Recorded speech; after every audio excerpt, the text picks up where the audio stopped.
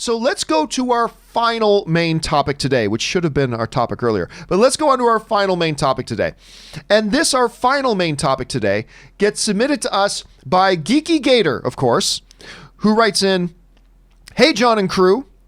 Patty Jenkins recently said in a Vanity Fair interview that she did not direct Thor The Dark World," because you guys remember, she was originally on to be the director of Thor The Dark World and then later left. That she did not direct Thor The Dark World because she didn't think she could make a good movie that she believed in with the script that they had, and that she wouldn't have gotten another chance at directing a big movie. I think, sadly, she is right, that she wouldn't have been able to direct Wonder Woman afterwards due to her gender. What do you think of her comments? All right, thanks a lot for sending that in, Geeky. And yes, a lot of people sometimes forget, I sometimes forget, that Patty Jenkins, who directed Charlize Theron to her Academy Award win in Monster, which she's just phenomenal, and then didn't get another big movie offered to her. Like, she got Charlize Theron her Oscar and didn't get another movie, like a significant movie offered to her until Thor 2, and then she walked away. To which I'm sure everybody was like, and they never really said why except for creative differences. That's the only comment that's ever come out. Just creative differences, parted ways. That can mean a million different things. But you're thinking, like, who in their right mind would walk away from directing, especially in this era, of a comic book film? And of course, the movie that we were talking about was Thor The Dark World, Thor 2. Well, now she's loosened up a little bit and has decided to go into some more specifics about why specifically she decided to not direct Thor 2. And this is what she said. "I did not believe that I could make a good movie out of the script that they were planning on doing." That's polite talk for the script sucked. That's polite talk for the script sucked. "I did not believe that I could make a good movie out of the script that they were planning on doing. I think it would have been a huge deal. It would have looked like it was my fault. It would have looked like, oh my God, this woman directed it and she missed all these things. That was the one time in my career where I really felt like, do this with, say, another director and it's not going to be a big deal. And maybe they'll understand it and love it more than I do. Like maybe another director will come along who sees something more in the script than I do. Maybe they can make something out of it. You can't do movies you don't believe in. The only reason to do it would be to prove to people that I could.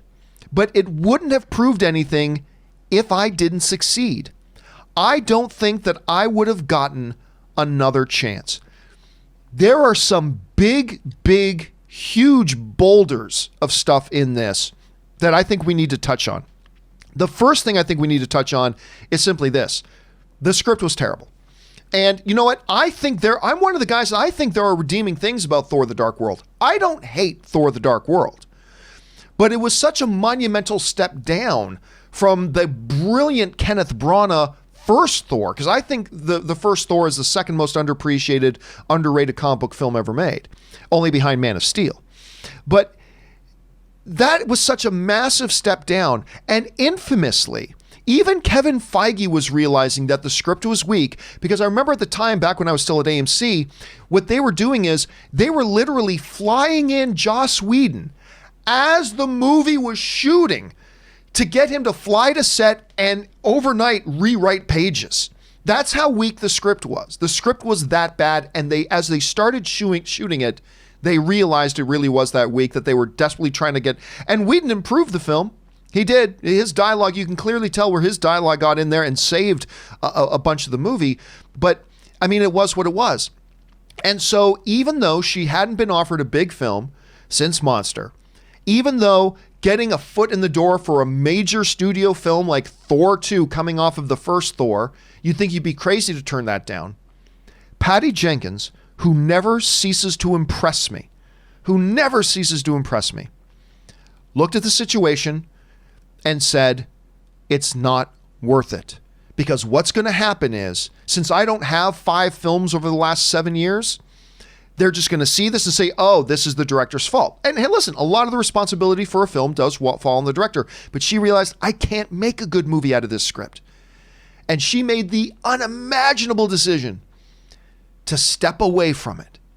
And now in hindsight, thank God she did, because then she got on a movie that she did believe in the script in Wonder Woman and crushed it on Wonder Woman.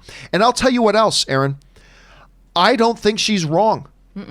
When she says, if I had stepped in there, I hadn't done a movie since Monster, and I had done this big blockbuster movie that's in front of all the world to see, like if she had made another little indie film that nobody saw and it didn't work out so well, I don't think that would have hurt her career.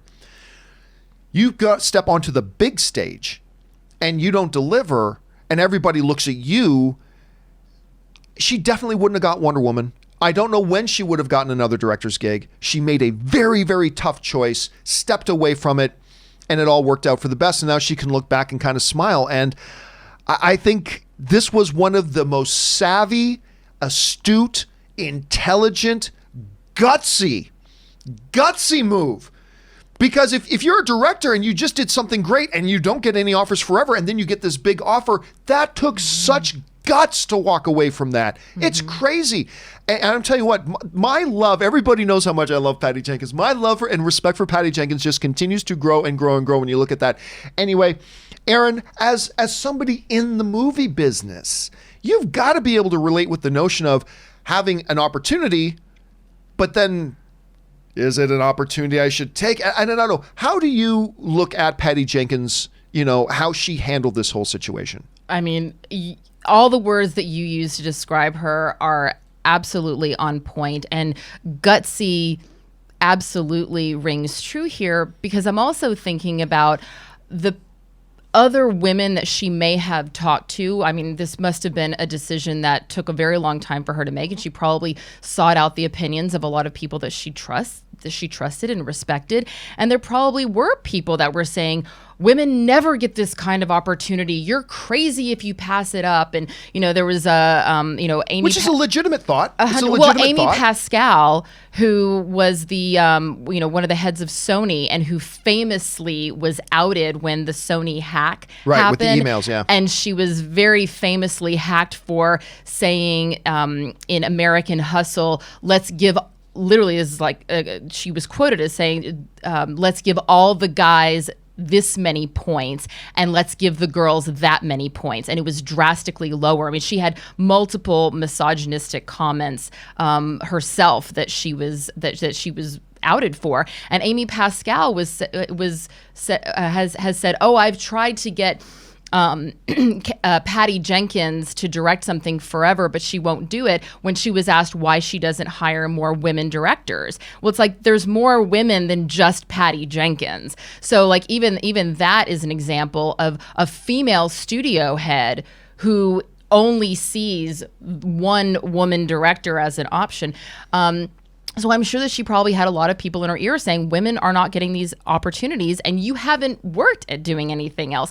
It's interesting that you mentioned, had she done another small movie that was sort of like under the radar, that's also a trap that a lot of women directors get caught in, which is, oh, she's found her niche. She doesn't want to do bigger movies. She likes to do, I was reading an article about this morning that was just talking about the idea of when a man does an independent film, that's his way of saying, hey, I'm ready to step up, I'm ready to level up. Whereas when a woman does a smaller independent film and maybe does two of them, then she's told, oh, you found her niche. Kathleen Kennedy, who obviously we talk about a lot on this show, has said famously, oh, we'd love to hire a woman, but, we can't give a woman a big budget movie like Star Wars when she hasn't really done something that earns that, she hasn't done anything of that caliber yet. Whereas her husband, Frank Marshall, very famously hired Colin Trevorrow to do Jurassic World when his only one previous film was a $500,000 independent film. So clearly, if you are someone who's done a $500,000 indie, you can step up and do a $150 million movie like Jurassic World. So the idea that, you have to have done X number of films before you can do a big budget feature, that rule only seems to apply for women. Well, it's interesting because I've told this story before, but it applies here. I had Kevin Feige in my studio at one point, and we were talking about the Guardians of the Galaxy. And at that point, James Gunn had only done, I mean, smaller. He was in Trauma. He had done, things like, one of my absolute favorites, Slither, and he did a few other smaller projects. And I remember asking Kevin Feige, and I said, did you have any apprehension about James? Like, why James? Like, he's never. Did you have any apprehension of the fact that he's never worked on a big budget project? He's gonna have like a lot of visual effects and blah blah. And I'm paraphrasing a little bit here, but basically, Kevin looked at me and he said, if somebody knows how to tell a story, they know how to tell a story. And if they have a penis. Well, no, because then he hired Patty yes, Jenkins. You're right. That then they had creative differences over it, and she had a split. But I think that applies there. It's like Marshall had the right idea. So, but still, the notion of I really want to focus on this. Walking away from that type of a project, like I got to imagine, Aaron. I walked away from something that was like $30,000, and it was a big deal. I mean, $30,000 is a lot of money, for anybody. Obviously, it's not a lot of money for people when you're making $20 million, but that's a lot of money. Well, what is that? And that practically killed me. So I can't even. Wasn't that like excruciating for you to make that decision? Awful. It was awful, and it ultimately proved to be the right thing for me, but it was terrible. It was, and I had such guilt and remorse about that, because then I came home to nothing. Similarly, not similarly, obviously very different scale, but Patty Jenkins, it's not like she was saying, oh, I could direct Thor or I could direct Spider-Man, and Spider-Man has a better script. It's I could direct Thor or do nothing. And so I can only imagine. Yes, now she can look back. We can all say, hopefully in our lives, that we've made some really tough decisions, and we look back and say, you know what, I'm glad that I stuck to my guns about that. I had a lot of people telling me that I shouldn't do Spartacus. A lot of people. There were very few reasons why I should have done it. And ultimately, I'm glad that I did, because it did big things for my career. But at the time, it was a huge risk because of a number of reasons, which I won't go into. They didn't pay me anything. It was like very low. That's the biggest reason. It was like I went into debt doing that show. But so, you have to make sometimes really hard decisions, but I'm glad that she made that decision. I'm glad that she now is at the place where she can look back and say it all worked out for the best. But like you mentioned, the fact that after Monster, Charlize Theron won the Academy Award for Monster, Patty Jenkins was not being thrown every major studio film in Hollywood is absolutely absurd to me. It doesn't make any sense. Yeah, if I have made this argument before, if any male director had directed Monster, and I always say the number one job of the director is to bring the best performance they can out of their performer and work with their performer and to direct them. And actresses like Charlize Theron say they so rely on the directors and blah, blah, blah. If it had been a guy, I've made this argument for years, if it had been a guy that directed Monster, they would have had offers lined up out the door. 100%. Well, it changed the course of Charlize Theron's career, because she had previously been seen as the girlfriend, the wife, the supporting character, and this all of a sudden took her in a different trajectory of being a leading lady, of being able to carry a film, and of being willing to transform herself and to not be so pretty, and so it really, for a director to be able to have that kind of influence on a performer. And also, Monster was a really great story. She has the ability to tell a story, so she should have been thrown every movie that there was to offer. I was in something of a very lightly similar situation. I had just done The Anniversary. Mm-hmm. Which I was in. Which you were in. And I loved working with you. And we're still friends today, so that says a lot. True. So I was offered to direct another movie after that. Oh, I didn't know that. By a Hollywood personality that if I brought them up, you would recognize them. Okay. You would recognize them. And I was stoked. Now, after doing The Anniversary, I decided, I don't think I really want to direct anymore. I think what I really want to do is produce. I think what I want to do is produce, which is why I'm directing a documentary right now. But anyway, what I really want to do is produce. But then this Hollywood person who had saw The Anniversary They, for whatever reason, thought it was pretty good for such a no-budget movie. And they came to me and offered me the script and said, I've been looking for somebody to direct this. I think you should direct this. Great. And they showed me the script, and it was awful. Yeah. Like, that's coming from me. I'm saying it was awful. But still at the same time, I thought, well, but it is like this recognizable person in Hollywood and offering me this thing. So I went to Mark Neveldine. I don't know.